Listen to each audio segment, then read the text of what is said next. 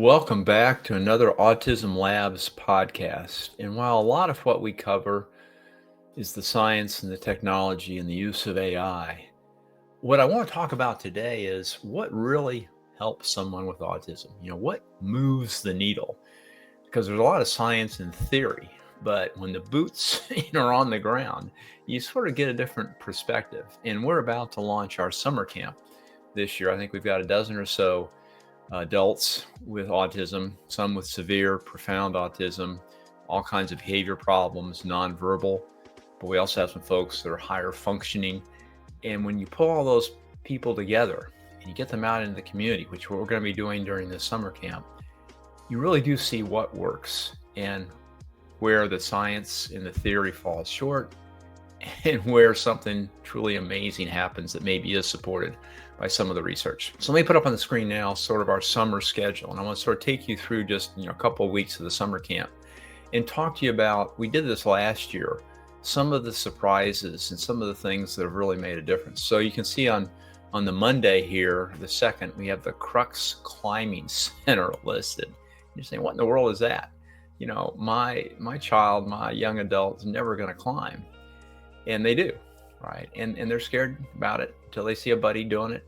And our son was the same way. He didn't want to climb. He didn't even understand why he would hold on to the wall at all. It took weeks. It actually took months. Now he can climb a 55-foot wall by himself. He loves it.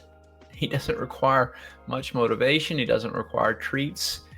But that idea that you put them in a setting out in the community, and it's fun, it's different, it's exciting, and they're looking around and they're seeing other people like them that they know sort of climb that wall. Well, they want to do it too. It looks sort of fun. And then they let go of the wall and they don't fall. They're sort of floating in air with that belay rope and that harness around them. Oh, this is sort of cool. And they're looking down at everybody and they're smiling at them. And they get to wave and they wave back. Oh, this is sort of fun. So you put your child in a new situation that you as a parent have a lot of trepidation about, and you will see some things that are just amazing happen. Now, there is research and there is science that does support, community settings and how important it is to provide that social aspect. And even for folks with autism that are a bit awkward when it comes to neurotypical social interactions, if you put them in a situation where they're both neurotypical and neurodivergent folks in the same setting, so they can see somehow how some of their neurodivergent friends are acting and behaving, but they also can see some neurotypical folks are coming on over and wanting to help out belay them. It's a marvelous mix of different people, different philosophies, different communication styles, and everybody's there to help and make one another successful. So we've seen that happen. It's happened over and over again, and it's super exciting. Now, the next day, you can see on Wednesday the 4th, we're taking everybody to altitude. Activities, trampoline park, basketball, dodgeball, climbing wall, and lunch. Very different than climbing up a wall, right? You're bouncing up and down on trampolines, right? Maybe playing some basketball, maybe playing some dodgeball. So all kinds of different activities. But again, it's this idea, expose your adult child to things they've never been exposed before, but you think they might enjoy, or you're not even sure they're going to enjoy it, and watch what happens. And again, it's that everybody's doing it together. Some people are maybe a little freaked out. They don't have to jump on the trampoline. They can go over and shoot baskets, right? But over the course of a few hours or half a day or a full day, everyone sort of gets used to it. It's a very upbeat, positive atmosphere. And you see things come alive in your kiddos that you didn't even know was inside of them. They're just natural human tendencies, that desire to have fun, that desire to achieve, that desire to really try harder than maybe you've ever seen them try before, whether it's balancing on a trampoline, not falling over, or falling over and just being silly and laughing about it. Then we go back to Crux Climbing Center on the 6th. And then on the 9th, the Monday, we're going to Boggy Creek Farms. So this is outside, gardening, learning about farming, a picnic outside. The whole idea of back to nature, right? So this idea that you're out with trees and sunshine. And in Texas right now, in Austin, Texas, it's pretty darn hot, right? So a lot of our activities are indoors. but they're physical activities and they're not isolated, right? We're not in a cloistered setting where it's only our group, right? We're out there at a crux climbing gym with lots of other folks, or at a trampoline park like the adaptive altitude, with lots of other kiddos, or at Boggy Creek Farms, where there are other people having picnics too. So this idea that we're not trying to sequester our people together by themselves, but we want them out there in the community. And in some cases, they may even have some jobs, right? They may be sweeping or mopping or raking or picking up trash. Our son's been able to secure a job at above minimum wage doing some of those things at a Crux climbing gym. Here he is, nonverbal. He needs somebody with him from the time he wakes up to the time he goes to bed. He has to wear a diaper at night. He has seizures. He has pica behavior. I mean, the list of problems he has goes on and on and on and on. Yet he's able to have a real job.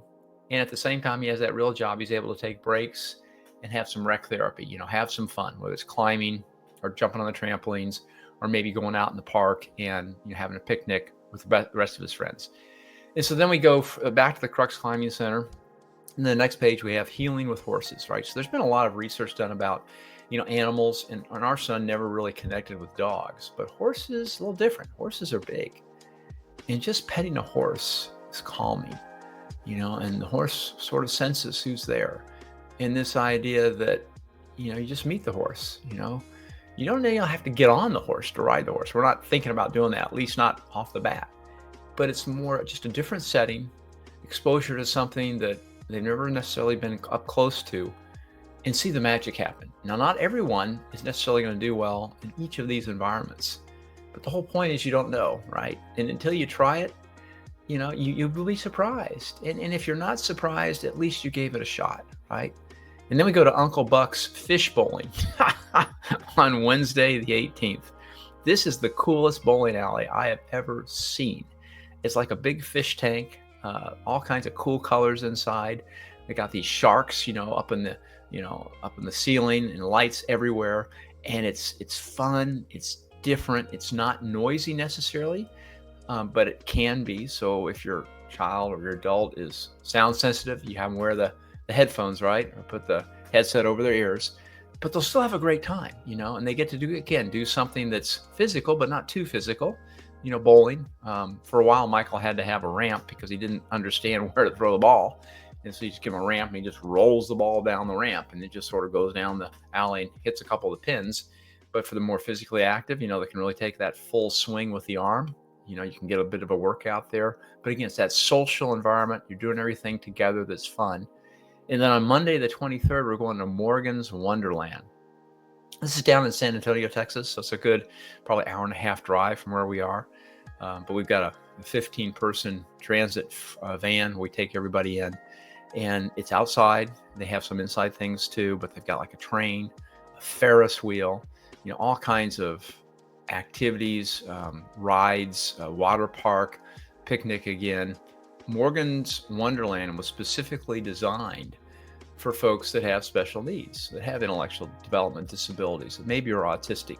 And so it's a place that's sort of set up to provide the same theme park experience as, a Six Flags or a Disneyland, but with accommodations for those that need, maybe a little bit more help and it can't stand in a line very long.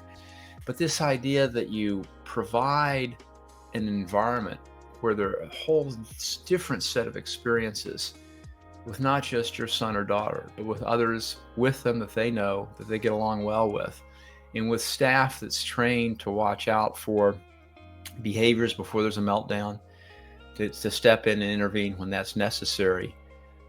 So everyone's got someone watching out for them, but they're not just stuck indoors, sitting down all day or half a day, not getting any physical activity.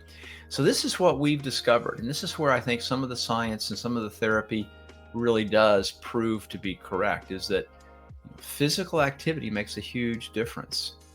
Endorphins get flowing. There's certain chemicals in the body that change when you're out there doing things and not just sitting on your rear end all day. Social, big deal, right? Even if they can't talk, this idea that they're just with other folks, they're out in the community doing things that are new and different. That new and different's a big deal, right? mentally stimulating, physically stimulating. They're learning things, they're adapting. They're not quite as scared doing something they've never done before. It can be fun, it can be joyous. So the idea is that at the end of our summer camp, not only have they had a great time, but they've learned a lot. Maybe even if they don't know they've learned a lot, they've formed some new friendships. They've been out in the community, and the community has seen them, and they've seen what's out there in the real world. And they're more excited about life, right? They're more tailored or in tune with new things. They're not quite as stressed out. They're not quite as scared when they're put in a new situation, because they've been in a lot of new situations, right? For weeks now. And not maybe all of them have turned out great, but in general, it's been a fun, exciting time. So that's what we're going to try to do this summer for about a dozen folks.